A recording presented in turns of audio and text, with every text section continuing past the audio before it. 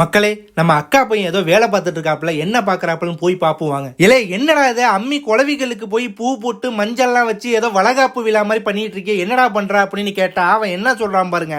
இந்த மாதிரி அம்மிகள் வச்சா மழை பெய்யாது, வெயில் அடிக்கும். இது என்னடா புது பொருளையா இருக்கு அப்படின்னு நிறைய பேர் யோசிக்கலாம். கிராமத்து சைடு இருக்கிறவங்களுக்கு கண்டிப்பா தெரிஞ்சிருக்க வாய்ப்பு இருக்கு. அதாவது மழை வராம இருக்கிறதுக்கு அம்மி கொடைக்கல்ல வானம் பார்க்குற மாதிரி நிக்க வச்சு மஞ்சள் குங்குமம் பொட்டெல்லாம் வச்சிருந்தா மழை வரதை தடுக்கும் அப்படின்னு எல்லாரும் நம்புறாங்க.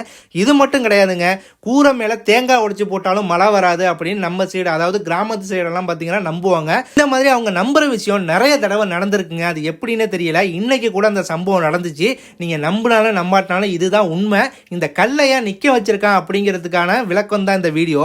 நான் சொன்ன விஷயம் நிறைய பேர் நம்பாம இருக்கலாம், சில பேர் என்ன திட்டலாம். ஆனா கிராமத்து சைடு இந்த மாதிரி தாங்க நடக்கும்.